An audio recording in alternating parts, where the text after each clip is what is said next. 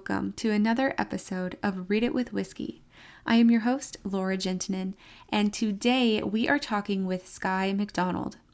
Skye is the author of the Antebellum series, a contemporary romance novel set in her hometown of Nashville, Tennessee. She's also a podcaster, an English teacher, a fitness instructor, and a life coach. Skye's Antebellum series are standalone books featuring sassy grits, otherwise known as girls raised in the South. These women are learning to love themselves before they can claim their happily ever after. Spoiler, they always do. Her classes and blog content seek to teach individuals to do the same. When not writing sexy books or cheering for you to live your best life, Skye can be found out on an adventure wherever that may take her. All right, let's dive into the episode. Welcome to Read It with Whiskey, an interview podcast highlighting self-published authors. I am your host, Laura Juntunen. The purpose behind this podcast is to help authors grow their audience while also introducing readers to their new favorite authors. Let's get to know the person behind the page. Sit back, sip some whiskey, and lean in to these self-published authors. Before getting into the interview with Skye, of course, I'm going to give you a little Laura J Live update, and this update is huge, you guys. So I have officially put out a pre-sale for book one of my series, the Shockwave series. Book one is titled Transient Pulse, and it is now available for pre-order on Amazon. And something else I'm really excited about is that the official release day for Transient Pulse is going to be on my birthday on March 28th. So if you've been thinking about what you can get me for my birthday, just go ahead and order the book. I'd be greatly appreciative. And if you know of anybody else who likes sci-fi post-apocalyptic series, then they are definitely going to be interested in reading my book. So here's a little sneak peek into what Transient Pulse is all about. When the nation is hit by a mysterious shockwave, the resulting power outage interrupts the world as we know it. Everything that was powered on at the time of the transient pulse is destroyed, seizing cities and populations in mass explosions caused by the rippling aftershocks. The lingering darkness severs society in two: those who choose ruinous control, stealing and murdering for provisions, and those who begin to create plans for long-term survival. The latter includes Dixie, a strong yet hesitant young woman living in the heart of Southern California. Dixie is forced to build plans to navigate the country in hopes to find a northern safe zone with Paul, a level-headed survivalist. When Paul goes missing, Dixie must overcome her chronic uncertainty and make the first of many life-or-death decisions. Will Dixie choose to wait for Paul, using up their limited supplies in the delay, or will Dixie begin the journey on her own, possibly having to turn to the dark side of society to survive? Oh my goodness, I'm so excited. It took everything for me to say the little blurb so nice and calmly, but you guys, I'm so excited. This book series has kind of taken its own road. I had something planned and it kind of spiraled into something way larger than I had anticipated. And I'm really, really excited about that. So if you are interested in this type of book, or you know of anyone else who is interested, go ahead and share this episode with them, send them a link, or send them to the website, www.readitwithwhiskey.com, and they can check out this episode there and hear the little blurb. All right, it's about that time. Let's dive into the interview with Skye.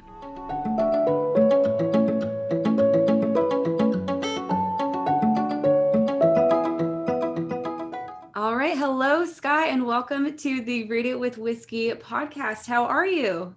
Hi, I am doing great. Thank you, Laura. How are you? I'm great. Thank you. So I like to jump in right away with one of the best questions. Why did you become a writer? What was the motivation that said, okay, I'm going to be an author? Good question, because I'm not sure I have a direct answer. I had an idea for a story, got started writing it just as a hobby or just as a thing because it was in my head. A whole series fell out of my head, and it was like, well, I'm either going to do something with these and publish them, or it's just a hobby. And I thought, well, let's have a go. That's so great. And you're not a full-time author, so tell our audience what you do for full-time. Well, I have spent a lot of time being an English teacher, but now I am moving into a new career. I am a personal trainer / personal development coach.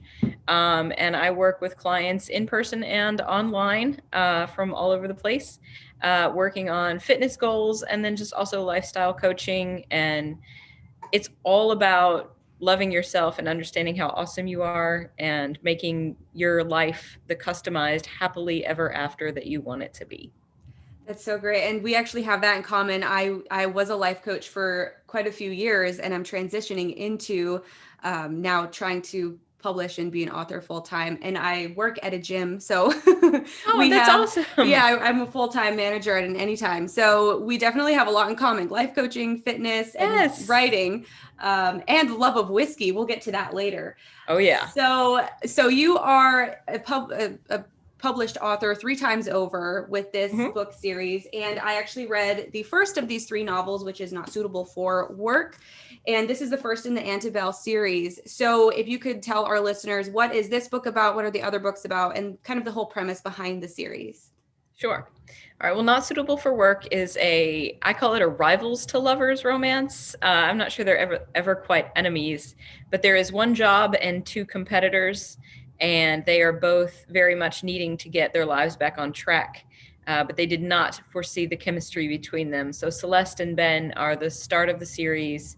It is very much a story about a woman moving back home after what she thought her perfect life was going to be fell apart, and coming to terms with what she did in that role, but also like the things that were beyond her control, and just making peace with a past that was very difficult for her. So it's also about steamy good times and falling in love. Yeah, I was surprised at how much people were like, "Oh, this book is so steamy." I was like, I mean, yeah, but there's a lot of other things. I don't know. But yeah, so that's an office romance that kicks it off. And of course, it's set in Nashville, which is my hometown. Woo!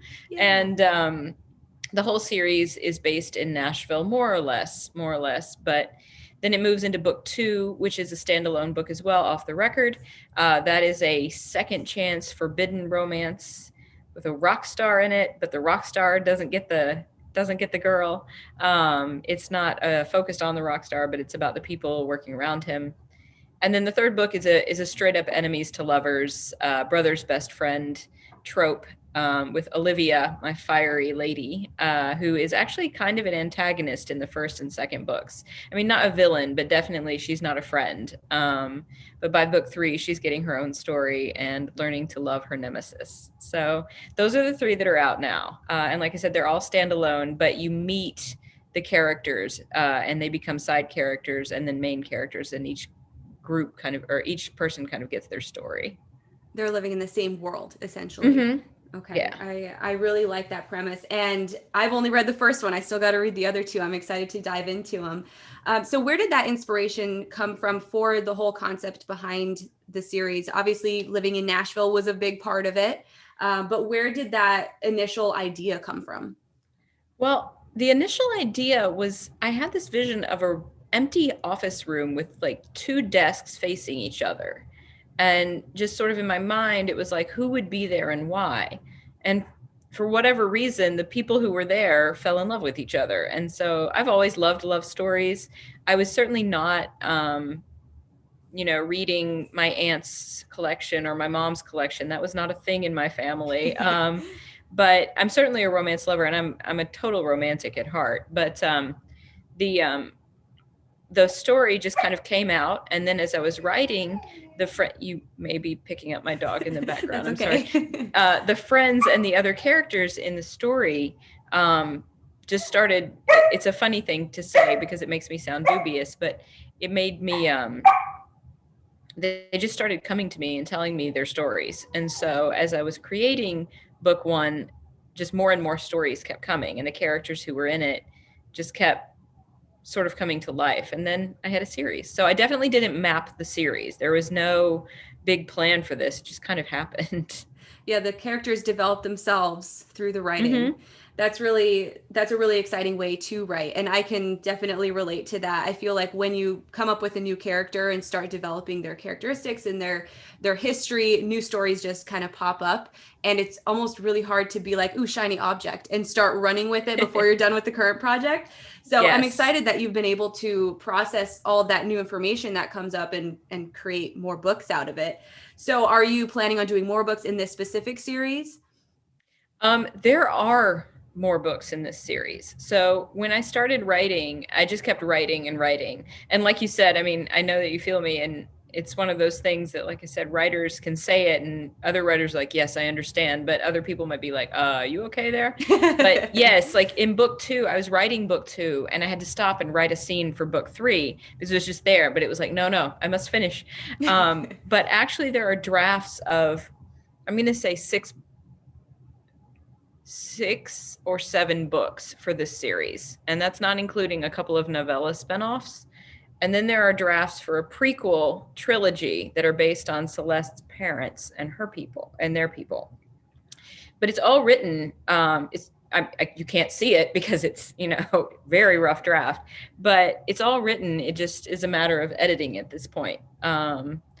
So yes, there are definitely more books, and basically all the characters that you meet end up getting their own story. That's really exciting. So you're not even halfway done with this series. Oh, I love that. No. And because you have so many books in your mind and in the works right now, is that one of the reasons you decided to do self-publishing over traditional, or what was the reason for that? No, the reason that I did self-publishing is because it was the option that became available to me. I was agented and was very excited about that, and spent over a year out on submission with Not Suitable for Work. And the thing that was, and I'm transparent about this, but the thing that was very difficult about it was that the feedback and the rejections that I got was, good book, really well written, totally engaged with the characters. We don't want it. It was like, well, that doesn't make sense. No, and I know it came to a point where it was very much like, could you just tell me what to do? What is it that needs to be changed here? Because you're telling me that it is a good book. And I will say, and with the reviews that I've gotten, I've been humbled and honored to get amazing feedback on the book. It's certainly not for everyone, but neither is any book. But it was a very difficult year. And, personally, my whole life kind of flipped over in that time too. But then it came to kind of a point where it's like, well, do we keep doing this, or do I try another track? Or do I hang it all up and just say, forget it? And so I parted ways with my agent and said, let's have a go, and published it myself. Got a brilliant graphic designer for my book covers, because I think my book covers are beautiful. They are. Avery did an amazing job on all 3. I'm excited to see what she does next. But I just went for it. I didn't want to have any regrets. So here I am. That is definitely inspirational for other people who think that they have to do the traditional route. It's not a have to, it's an option. Definitely an option out there, but self-publishing, I think you have a lot more freedom with it too. Like you said, you can decide what you want to do for the covers. And that was actually going to be my question later on down the road, but we'll talk about it now since you brought it up. I love these covers. I love that it's kind of like a hidden picture behind a kind of like screen. And the skyline is on every single one of your books, correct? Mm-hmm. And I'm hoping that's going to be a theme throughout moving forward. Oh, yes. The skyline, Avery ended up putting that in a little bit later in the iterations when we were working on Not Suitable for Work. And I was like, oh my God, I love it, because it is, of course, the Nashville skyline. I personally don't like a face on the cover of a book. I want people to be able to sort of imagine themselves into it. So it's always been like, one of the things that I asked for was that the faces be at least obscured or silhouetted. And Avery took that and ran with it too. She's been great because I am not artistic, not in a visual artistic way. And so when I started, I was like, I don't really know. She just kind of helped it come together. But yes, no, I love that. And then, of course, my label, my logo, which she also designed for me, is on it, because my publishing business is Antebell Books. Like I started a sole proprietorship business for this, and the logo for it is, of course, a glass of whiskey with a lipstick stain on it. So you will always see that on my Antebell books as well. But yeah, no, I love them very much. And the Nashville skyline is definitely a key factor. Speaking of the logo, what was the motivation to have the whiskey glass? Is there a story behind that? So I love whiskey is the short Me story. too. And my ladies drink whiskey. So in book one, Celeste drinks Jameson. In book two, Melody drinks Bullet. And then Liv has her own too, and I've got to go back and look at it, to be honest with you. But yeah, so I kind of give my ladies a whiskey that they will drink. So not all of them do. Some of my ladies prefer like a mixed drink. But I drink my whiskey neat, and I really appreciate it. So that was part of it. And then of course, being from Jack Daniel's country, Tennessee, and then also too, there's this line in book one in Not Suitable for Work where her colleague says, "Watch out for girls who drink whiskey." And she's like, "What?" And he's like, "No, it's okay. It's a good thing." And she just kind of lets that lie. And the thing is that that line actually was said to me at one point, like, "Watch out for girls who drink whiskey." Now it's a good thing. I was like, I don't know what that means, but I'm not going to touch it. So girls who drink whiskey is kind of like part of the whole thing. I remember that line because I'm a girl who drinks whiskey. So I Yes. definitely related to what you just experienced when you initially heard it too. So when people ask you about your book, I'm sure this question comes up and you kind of touched on it a little bit. Some of it is from your own life. Is the whole premise any type of autobiographical work, or are there certain stories? Tell us a little bit. Sure. People always want to know that, especially by romance writers, and they always go straight to like the steamy bits, and they're like, "How Oh, much yeah. is this you?" And it's like, calm it down. This is a story. But no, of course, there are parts of it that are very much close to my heart.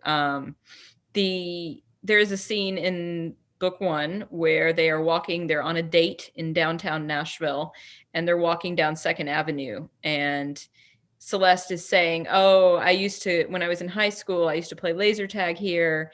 And then I used to go to this pub that she finds out that is closed." She said, "We used to play bar trivia in the afternoons when they let all ages in." And that is straight autobiography for me. I spent a lot of time down on Second Avenue playing pub trivia in the afternoons. And I will say that was definitely on Christmas Day with the bombing in Nashville. That whole area was just obliterated, and it broke my heart. I'm actually, while we're doing this, I'm wearing my Nashville Strong hoodie. Nashville went through it last year with the tornado and then that bombing. So yes, that scene particularly more poignant now because it's all having to be rebuilt. So that part is definitely autobiographical for me. For sure. Yes, Nashville did go through a lot. So hopefully you guys can rebuild and all that can come back. Yes. Oh, but a funny part that ended up being it's kind of living the book post fact. I was in Nashville with my podcast partner and dear friend Sarah Smith, the author of Faker and Simmer Down, and we were on the Nashville Greenway. It's called Shelby Bottoms, which Ben and Celeste go running there. And while we were there, we ran into my cousin, who in the book Celeste's cousin is a major character, and Nick actually becomes the main character in book two. But when we ran into my cousin at the spot where Celeste and Ben had gone running, Sarah was like, "Oh my God, we are living in your book right now." It's like, I know, isn't it cool? That's so exciting. That's so funny. Irony. I love the irony. Yeah, I know. It was great. So let's talk a little bit more about those steamy parts of the book. So when I initially started reading it, I obviously not suitable for work. You kind of get an idea of what's going to be involved, as well as through the description and everything. But how did it feel to write those steamy parts? And did you ever kind of feel self-conscious or nervous about people reading it? Because there's some people who I've talked to who they get kind of nervous, but then others are like, no, I'm just going to let it all out there. Writing it, I remember when I wrote my first steamy scene, it was kind of like this moment where you kind of do a little quick stretch and you're like, all right, let's go. You just kind of have to dive in, and you really cannot stop writing. Will not be interrupted in one of those scenes.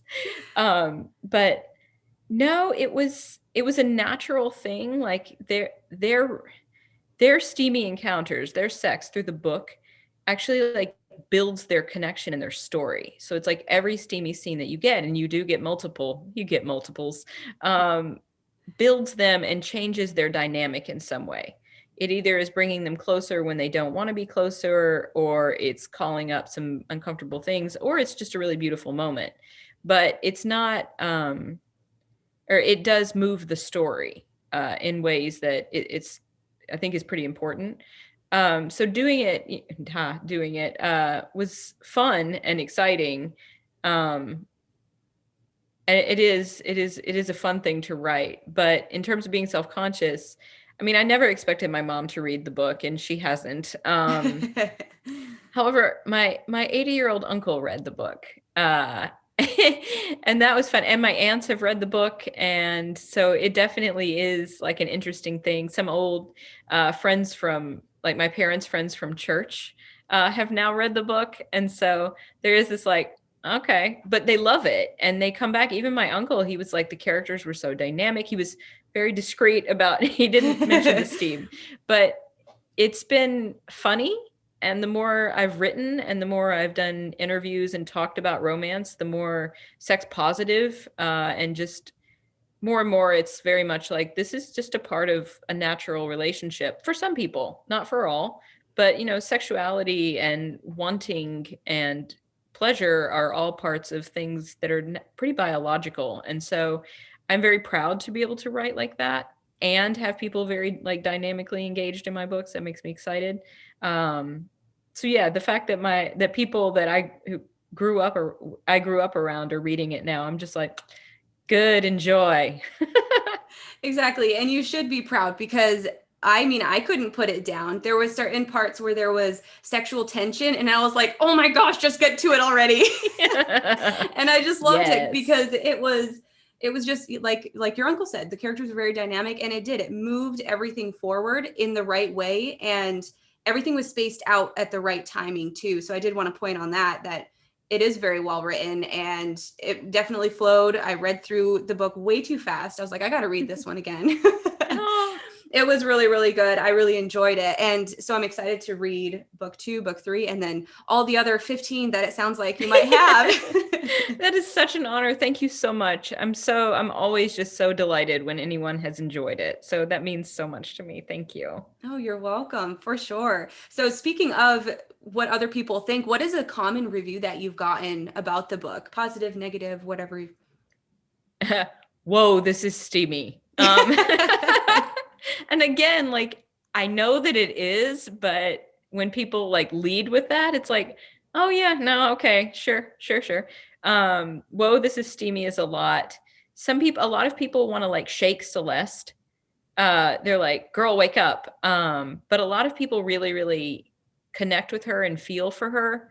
I get a lot of people really like the fact that there's therapy, and it's like interwoven into the book. Celeste goes to therapy, but it's a very natural thing because she has some issues that she needs to work on.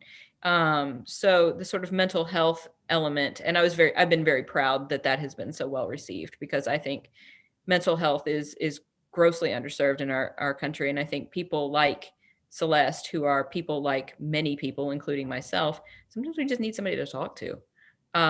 So having that be normalized in the book, I really am glad that that's been appreciated. So steamy and yay for mental health are two that I get a lot. But when I get a negative review, it's generally like, I couldn't connect to this character. I just wanted to shake her. And it's like, okay, I understand.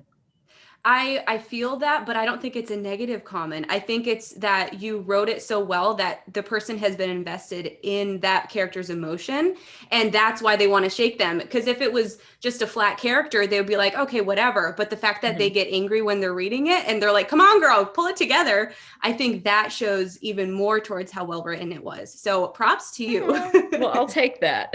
All right. So each book is a standalone. The characters are woven together. I'm excited to see what's coming next. But is that, with tying all the characters together, this was something else that I thought of was is it going to be difficult to not kind of want to dive into other characters, or are they going to come back in the future books? I think pretty much everyone who has a story has gotten their story. There are 2 books that I have that are incomplete.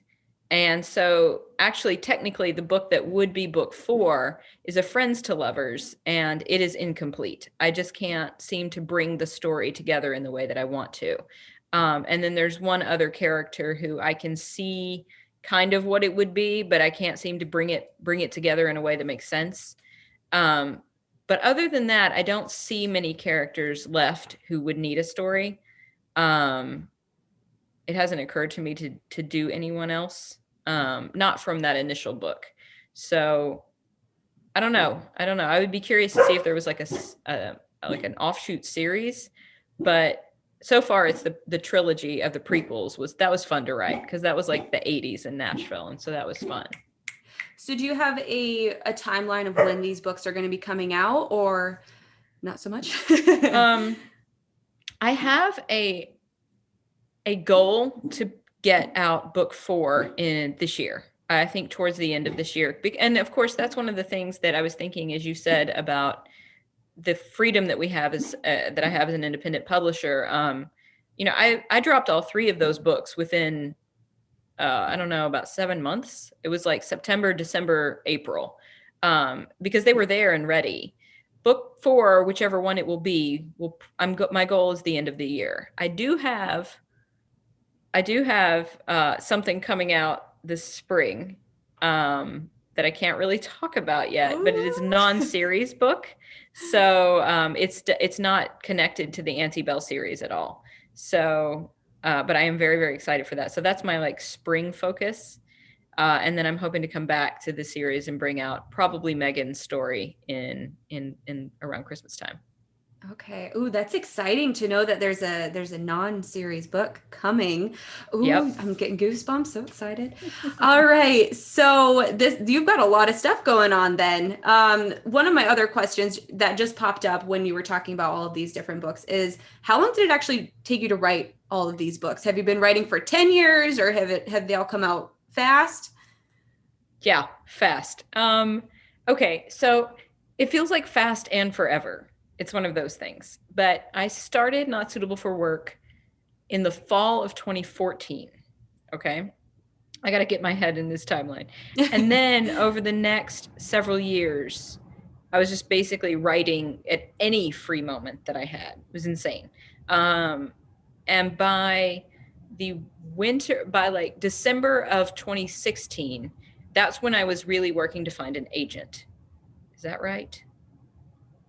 Yes, that is right. And so I got agented in 2017, but by then the books had all been drafted. Like that was the point where it was like, okay, I've come to the end of the series, the other 2 that I mentioned notwithstanding. Now I need to think about book 1, revised it, got it ready to queried. And so then 17 and 18 were like the time of the years where my life was flipping and I was waiting to hear. And then by 19, I guess, yeah, 2019 is when I went into the self-publishing world. So, okay. And it sounds like yeah. It sounds like you're happy with that decision though, and obviously you've got a plan moving forward, so it's working for you. Yeah, it is. It's great. I do love it, and I do really love the freedom to be able to say, like, I want the book to look like this, and I want it to come out at this point. I like that. That's exciting. I'm excited to see how everything progresses over the next few years and how many books you can get out. Super exciting. And I'm definitely going to be one of your number 1 fans following you along the process. Oh, yay. Thank you. Yay. Okay. So to finish out today, it wouldn't be Read It with Whiskey without talking about whiskey. So what is your favorite whiskey? I probably will reach for a Talisker before anything else. In terms of bourbon whiskey, I like Four Roses. That's probably my go-to. Or if you want to get real, the Belle Meade whiskey. And Belle Meade is a former plantation / area in Nashville. So they have a whiskey label, and that is very good for true Nashville flavor. But Talisker is from the Isle of Skye in Scotland. It is the only whiskey distilled on Skye. And so I have a special fondness for that one too. Oh, I bet. I love it. And then you already mentioned you drink it neat. I do. which I prefer neat on the rocks occasionally. What about you? What's your label? Oh, I like so many different ones. Recently, I've been into flavored whiskeys, which isn't a normal thing for me. I usually like the regular, but I found Hard Rock Distillery over in Browns County in Indiana, because I live up here, and they have a peanut butter whiskey that just came out last fall. And there's actually going to be a spinoff episode after or right before this interview goes out. We're going to actually talk about Hard Truth on the podcast. So that one is my go-to right now. But usually if I'm drinking something just plain, I really do like the Four Roses. I had forgotten about that one. So I might have to go back to that. Yeah.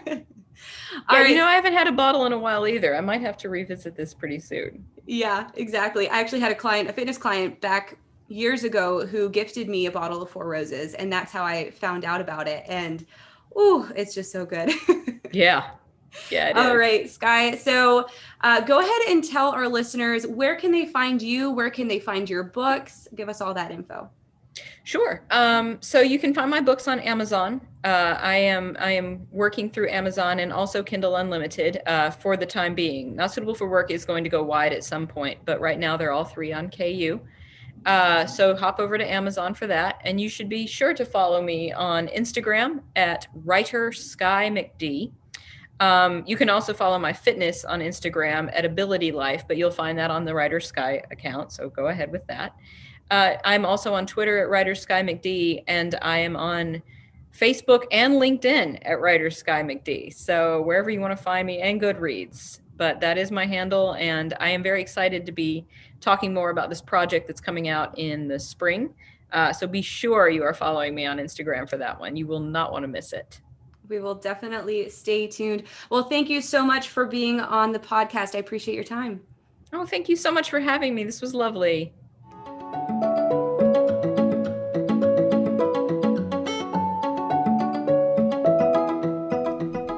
Thank you so much for tuning in to the Read It with Whiskey podcast today. I had so much fun talking with Skye, and I think you can tell that I really enjoyed her book.